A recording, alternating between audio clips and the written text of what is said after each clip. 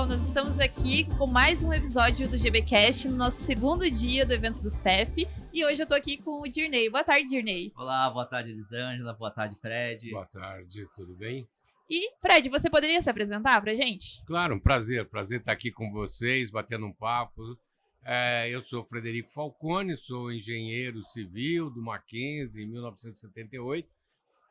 Fiz vários cursos de especialização na área de geotecnia e trabalho nesse setor há 45 anos, 46 anos, há bastante tempo. Quando é muito tempo, a gente acaba se esquecendo, né? Vai fazendo. Então, eu tenho um trabalho bastante grande, bastante profícuo dentro dessa área.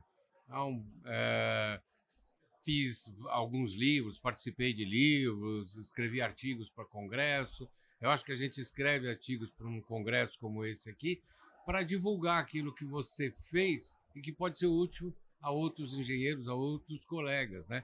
É mais ou menos partilhar experiência. É isso que eu acho importante de um congresso desse tipo. E, além disso, eu participo muito das revisões de norma. Eu participo da norma de fundações, da norma de encosta, futuramente da norma de sondagem à percussão. Embora a sondagem à percussão, o pessoal ainda está meio cético em relação a ela, mas a gente participa e ajuda na medida do possível. E o que você está achando aqui do CEF? Eu acho que o CEF é o maior evento de fundações e contenções do Brasil. Ele tem um viés muito prático e bastante objetivo. Então, ele fala de obras realizadas, o que foi feito, o que deu certo e como é que funcionou. Então, nesse aspecto, o CEF é imbatível.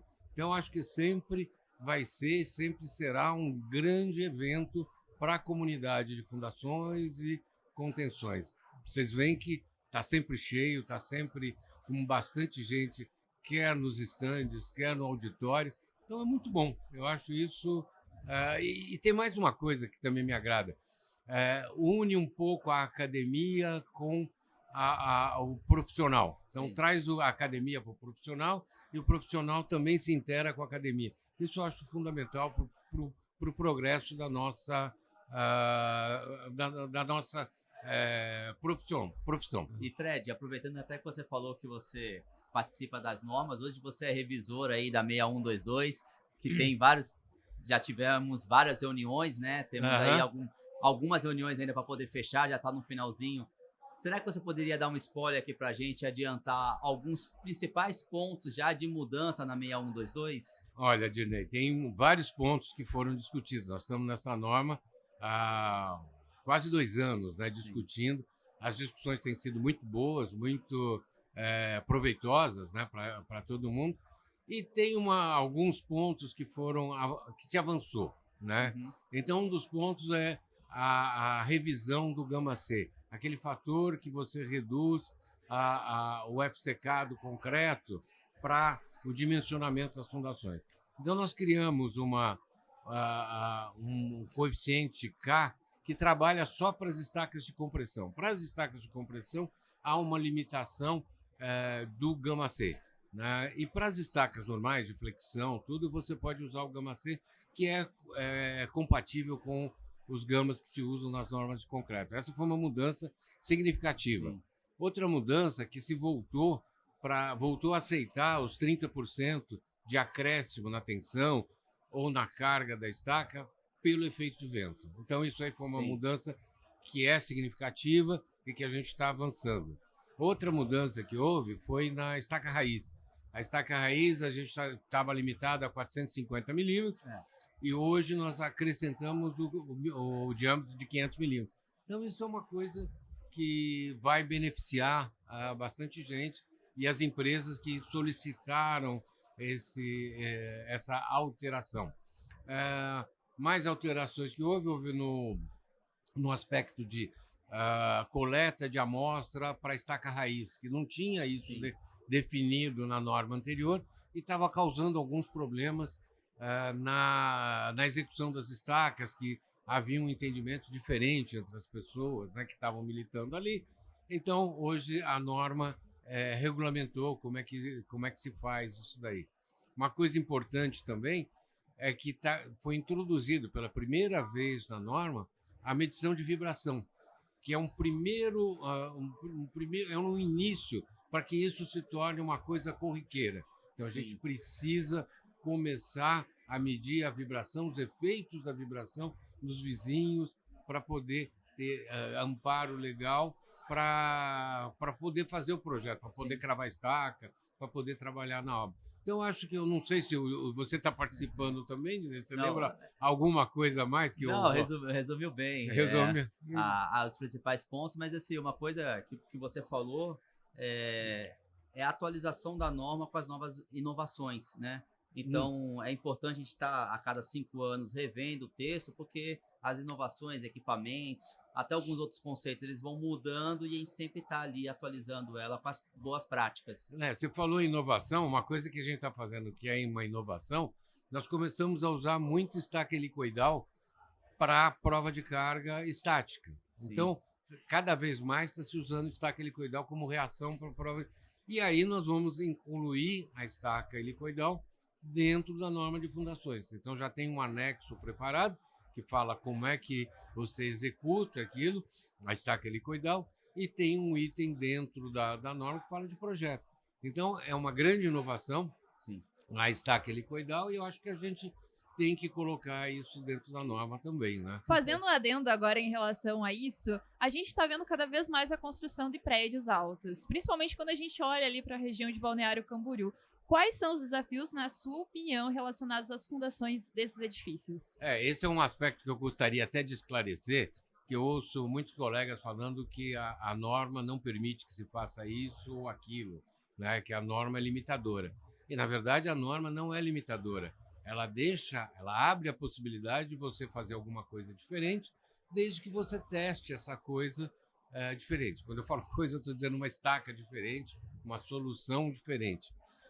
Então, eu acho que nesses prédios altos, a gente tem que avançar nas cargas, avançar nas profundidades. Nós temos cada vez equipamentos mais potentes, que atravessam solo, atravessam rocha. Então, você pode ousar um pouco mais. E a norma permite isso, desde que você siga certos critérios que estão estabelecidos na norma. Fala, olha, eu vou fazer uma estaca para, sei lá, 1.000 toneladas. Faça, desde que você faça 3 provas de carga antes, você faça o dobro de prova de carga que está previsto na norma, você monitore, faça a instrumentação dos recálculos do prédio. Então, dá para fazer isso. Então, a norma, o que eu acho em relação a esses prédios altos, é que a gente precisa ousar mais, mas ousar fazendo dentro das normas, o que a norma permite, o que a norma faz. Então, desde que você faça isso, não vejo nenhum problema. Nós temos recursos, nós temos estacas de 70 metros de profundidade, você consegue fazer sem grandes problemas. Então, é só usar a tua criatividade, a engenhosidade e o teu conhecimento para fazer essas coisas. Então, acho que dá para fazer. Seguir as recomendações da norma. Seguindo as recomendações da norma, tá? Não tem problema nenhum, tá? Não tem problema nenhum. A gente está evoluindo do concreto. Hoje o pessoal usa aquele ultra high concrete, né? Que é um concreto com 70 megapascal, 80 megapascal, 100 megapascal. Então dá para a gente, não sei se dá para usar na fundação nesse nível, mas alguma coisa a gente pode fazer também. Tá? Pode dar um passo, sim. Pode dar um passo além, né? Aproveitando que você falou um pouco de inovação, e aqui no CEF o pessoal tem falado muito em inteligência artificial, machine learning, big data e etc. Como que você vê o futuro da engenharia de fundações com essas inovações?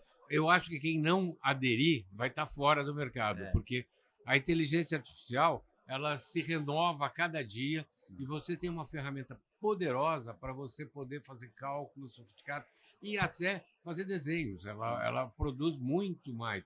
Então, você precisa usar do jeito certo. Você precisa usar da forma correta, da forma adequada. Então, você tem muita possibilidade com a inteligência artificial. Em qualquer... Não só na área de fundações, mas em todas as áreas.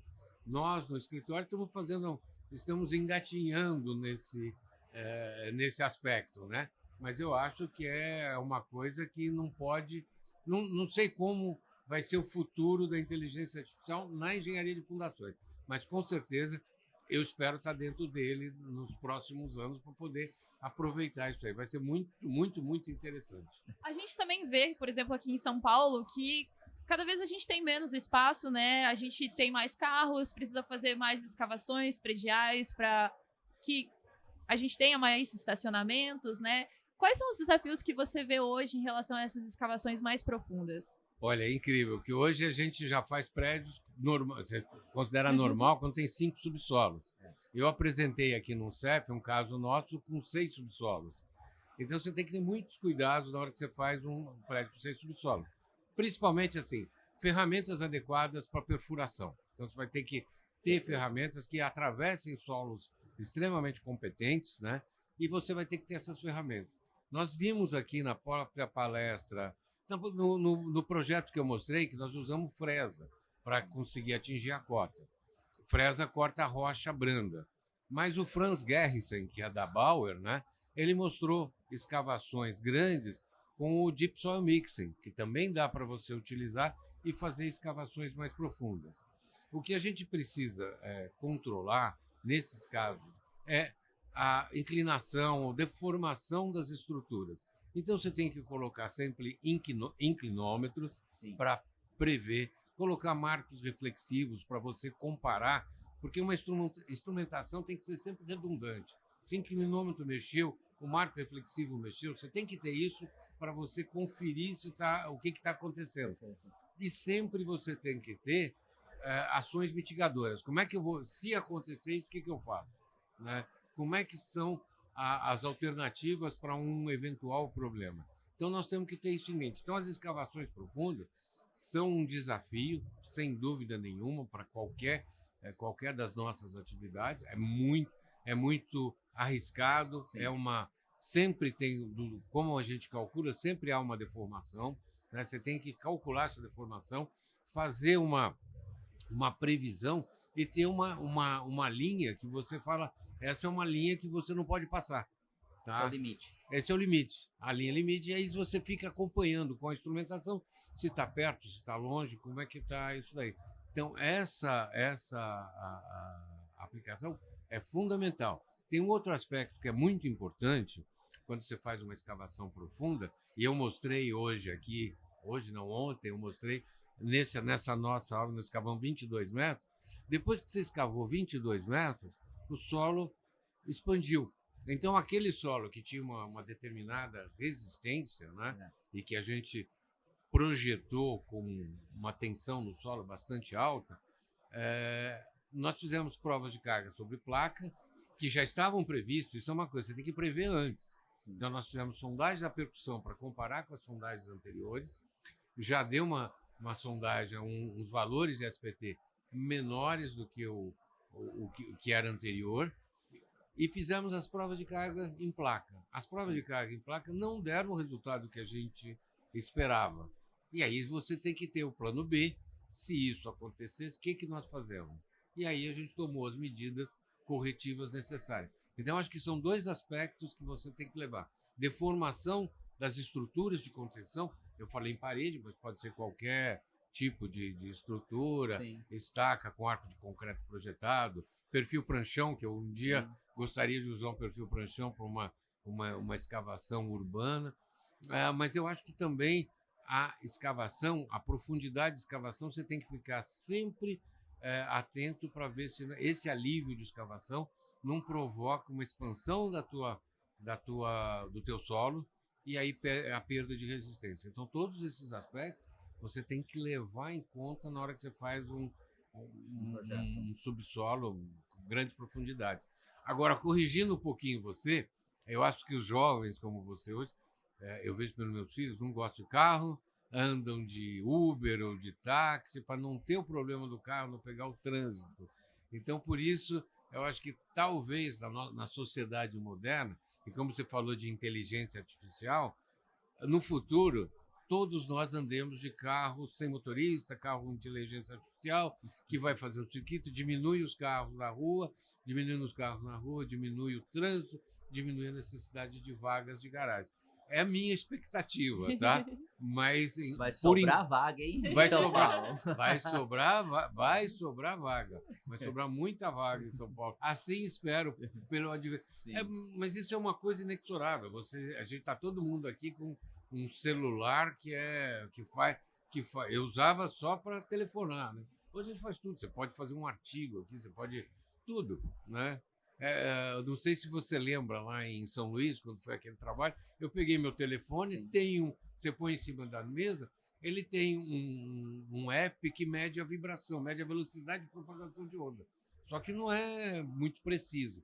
Mas então você tem muitas ferramentas, eu acho que o progresso vai ser fantástico daqui para frente. Estamos ansiosos aí essa parte. Eu estou ansioso para chegar lá, né? Para poder ver isso daí. Né? Vocês são jovens, eu tenho mais para trás do que para frente. Né? Então, mas espero estar lá aqui algum dia para ver esse negócio aí. Fred, estamos chegando aqui no final. Uma das perguntas que a gente sempre está fazendo para os entrevistados é o conselho para os mais jovens, aqueles que estão iniciando o seu caminho na geotecnia. Então você tem aí um legado gigante, uma história assim admirável na geotecnia. O que você passaria para esses jovens que estão iniciando a carreira como engenheiro geotécnico? O que eu diria, se eles gostam da profissão, se eles gostam da geotecnia, porque é um negócio fascinante, porque os problemas são diferentes todos os dias, você cada hora está enfrentando alguma coisa, eu diria para eles, não esmoreçam, estudem sempre, estejam sempre atualizados, vejam o que está acontecendo de inovação tecnológica, de inovação. Hoje você tem muito acesso à informação. Então tem cara estudando tudo que você precisa. Você acha na internet, você acha na inteligência artificial. Então é não esmorecer, estudar bastante, ter confiança em si e sempre se cercar de pessoas mais experientes. Porque na nossa área a experiência conta bastante. É muito importante ter experiência. Então você ser arrojado na medida certa, mas sempre aliando esse arrojo com conhecimento técnico e com experiência, que se não for sua, é do profissional que pode te ajudar com te orientar nessa caminhada. Mas eu acho que vocês deveriam continuar, porque é um negócio realmente fascinante. É problemático, às vezes você fica, nossa, aconteceu, não esperava, tal, mas faz parte do nosso dia a dia e você vai ter que aprender a conviver com isso. Mas é muito legal. Eu sou suspeito para falar, né? De 45 anos falar, não tem como. A gente vê o seu entusiasmo falando, isso cativa a gente, né? Motiva a gente a seguir em frente, isso que é legal, Fred. É isso aí, é isso importante. Eu queria te agradecer, foi muito legal esse bate-papo, é tiro curto, né? Mas você passou assim várias coisas legais aqui. E agradecer também, Elisângela, aqui pela presença. Muito obrigado, Fred, se quiser fazer um comentário final. Eu agradeço vocês dois, Elisângela e o Dinei, por me convidarem para essa entrevista. A Geotecnia Brasil, que tem feito um trabalho excepcional de divulgação da nossa profissão, da geotecnia. Então, isso é fantástico. Então, para mim, é um prazer enorme estar aqui e dividir um pouco daquilo que eu posso com vocês. Muito obrigado pelo convite. Nós que agradecemos. Obrigado.